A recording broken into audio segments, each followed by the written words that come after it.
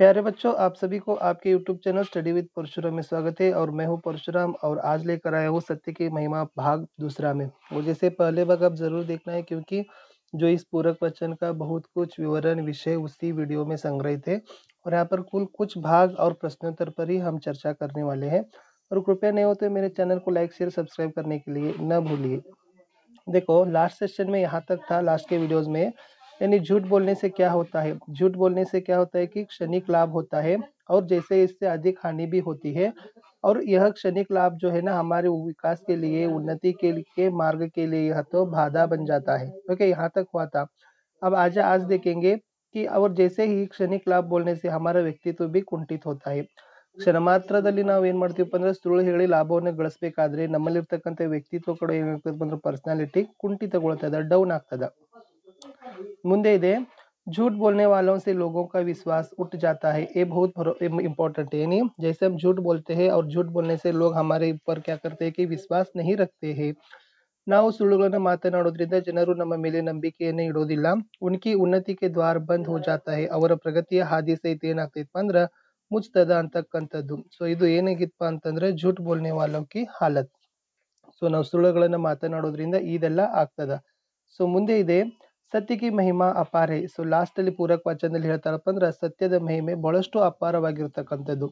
ಸತ್ಯ ಮಹಾನ್ और परम शक्तिशाली। ಸತ್ಯ ಬಹಳಷ್ಟು ಪರಮ ಮಹಾನ ಮತ್ತು ಪರಮ ಅಂದ್ರೆ ಶ್ರೇಷ್ಠವಾಗಿರ್ತಕ್ಕಂಥ ಶಕ್ತಿಶಾಲಿಯನ್ನ ಹೊಂದಿದೆ। ಸಂಸ್ಕೃತ ಕಿ ಸೂಕ್ತಿ ಹೇ, ಸಂಸ್ಕೃತದಲ್ಲಿ ಒಂದು ಸೂಕ್ತಿ ಇದೆ, ಹೇಳಿಕೆ ಇದೆ, ಸತ್ಯಮೇವ ಜಯತೆ ನಾನೃತಂ, ಸತ್ಯಮೇವ ಜಯತೆ ನಾನೃತಂ। ಇದರ ಅರ್ಥ ಏನಪ್ಪಾ ಅಂದ್ರೆ ಸತ್ಯ ಕಿ ಹಿ ವಿಜಯ ಹೋತಿ ಹೇ, ಅಸತ್ಯ ಕಿ ಹಿ ನಹಿ। ಅಂದ್ರೆ ಸತ್ಯವನ್ನೇ ಗೆಲ್ಲುತ್ತದ, ಅದ್ರ ಮುಂದೆ ಅಸತ್ಯ ಗೆಲ್ಲೋದಿಲ್ಲ ಅಂತಕ್ಕಂಥದ್ದು ಈ ಸಂಸ್ಕೃತದಲ್ಲಿ ಇರ್ತಕ್ಕಂಥ ಒಂದು ಹೇಳಿಕೆ। ಹಾಗಾದ್ರೆ ಮುಂದೆ ಜಾನ್ಸ್ ಮೆನ್ಸ್ಫೀಲ್ಡ್ ಅವರ ಒಂದು ಧಾರಣ ಅಂದ್ರೆ ಏನಪ್ಪಾ ಅಂದ್ರೆ ಪರಿಕಲ್ಪನೆ ಅಂತ ಕರಿತೀವಿ। ಈ ಜಾನ್ ಮೆನ್ಸ್ಫೀಲ್ಡ್ ಯಾರಪ್ಪ ಅಂದ್ರೆ ಅಮೆರಿಕಾದ ಒಬ್ಬ ಶ್ರೇಷ್ಠ ತತ್ವಜ್ಞಾನಿ, ಅಮೆರಿಕಾದ ದಾರ್ಶನಿಕ ಅಂತ ನಾವು ಕರಿತೀವಿ। ಇವರು ಏನ್ ಹೇಳಿದಾರಪ್ಪ ಅಂತಂದ್ರೆ, ಸತ್ಯ ಕಿ ನಾವ್ ಸೇ ಹಿ ಹಮ್ ಭವಸಾಗರ ಕಾ ಸಂತರನ್ ಕರ್ ಸಕ್ತೆ ಹಿ। ಸತ್ಯ ಅಂತಕ್ಕಂಥ ಒಂದು ಹಡಗಿನಿಂದ ಭವಸಾಗರ ಅಂದ್ರೆ ಜಗತ್ತು, ಸಂತರಣ ಅಂದ್ರೆ ಏನಪ್ಪಾ ಅಂದ್ರೆ ಈಜೋದು, ಅಂದ್ರೆ ಸತ್ಯದ ಸಹಾಯದಿಂದನೇ, ಸತ್ಯ ಅಂತಕ್ಕಂಥ ಹಡಗನಿಂದ ಈ ಜಗತ್ತನ್ನ ನಾವೇನ್ ಮಾಡ್ಬೋದಪ್ಪ ಅಂದ್ರೆ ದಡ ಸೇರ್ಬೋದು, ಈಜಿ ಪಾರಾಗ್ಬೋದು, ಈ ಜಗತ್ತನ್ನೇ ಗೆಲ್ಲಬಹುದು ಅಂತಕ್ಕಂಥ ಒಂದು ಮಾತು ಜಾನ್ ಮೆನ್ಸ್ಫೀಲ್ಡ್ ಅವ್ರು ಏನ್ ಮಾಡಿದಾರಪ್ಪ ಅಂದ್ರೆ ಹೇಳಿದ್ದಾರೆ। ಸತ್ಯವಹ ಚಿನ್ಗಾರಿ, ಚಿನ್ಗಾರಿ ಅಂದ್ರೆ ಪರಿವರ್ತನಕಾರಿ, ಸತ್ಯ ಬಹಳಷ್ಟು ಪರಿವರ್ತನಕಾರಿಯಾಗಿದೆ। ಜಿಸಸೆ ಅಸತ್ಯ ಪಲ್ ಭರ್ ಮೇ ಭಸ್ಮ ಹೋ ಜಾತಾ ಹೈ। ಸೊ ಈ ಸತ್ಯದ ಮುಂದೆ ಏನಾಗ್ತೈತಪ್ಪ ಅಂದ್ರೆ ಅಸತ್ಯ, ಸುಳ್ಳು ಏನಾಗ್ತೈತಪ್ಪ ಅಂದ್ರೆ ಕ್ಷಣ ಮಾತ್ರದಲ್ಲಿ ಏನಾಗ್ತದೆ, ಸುಟ್ಟು ಹೋಗ್ತದ। अतः हमें हर स्थिति में सत्य बोलने और पालन करने का अभ्यास करना चाहिए।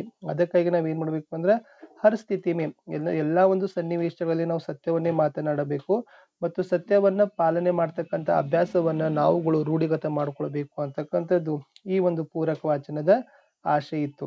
ಹಾಗಾದ್ರೆ ನೋಡುವ ಏನೆಲ್ಲ ಪ್ರಶ್ನೆಗಳು ಇಂಪಾರ್ಟೆಂಟ್ ಇದಾವೆ ಅಂತಕ್ಕಂಥದ್ದು। ಒಂದನೇದಿದೆ, ಸತ್ಯ ಕ್ಯಾ ಹೋತಾ ಹೈ ಉಸ್ಕಾ ರೂಪ್ ಕೈಸೆ ಹೋತಾ ಹೈ। ಇದ್ರದ ಆನ್ಸರ್ ಬಂದ್ಬಿಟ್ಟು ಫಸ್ಟ್ ಪ್ಯಾರಾಗ್ರಾಫ್ ದಲ್ಲಿನೇ ಇದೆ। ಇದು ಏನ್ ಬರಿಬೇಕಿದು, सत्य बहुत सीधा साधा भोला भाला है और जैसे जो कुछ हमारे आंखों से देखते हैं और बिना नमक मिर्च लगाए बोल देने से इसी को हम सत्य कहते हैं। और सत्य दृष्टि का प्रतिबिंब है, ज्ञान की प्रतिलिपि है और आत्मा की वाणी है। ಇದು ಅದರದ ಉತ್ತರ ಆಗಿತ್ತು।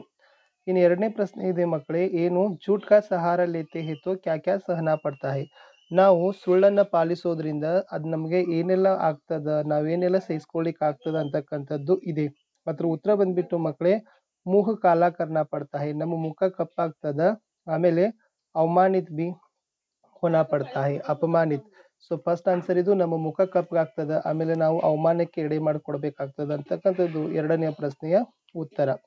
ಇನ್ನು ಮೂರನೇದಿದೆ, ಶಾಸ್ತ್ರ ಮೇ ಸತ್ಯ ಬೋಲ್ನೆ ಕಾ ತರೀಕೆ ಕೈಸೆ ಸಮझाया गया है। ಶಾಸ್ತ್ರದಲ್ಲಿ, ಪುರಾಣದಲ್ಲಿ ಸತ್ಯ ಮಾತನಾಡುವ ವಿಧಾನವನ್ನ ಹೇಗೆ ತಿಳಿಸಿಕೊಟ್ಟಿದ್ದಾರೆ।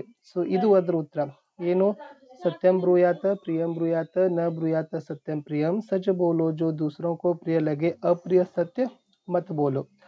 ಮುಂದಿನ ಪ್ರಶ್ನೆ ಇದೆ ಮಕ್ಕಳೇ, संसार के महान व्यक्तियों ने सत्य का सहारा लिया है, उदाहरण समझाइए।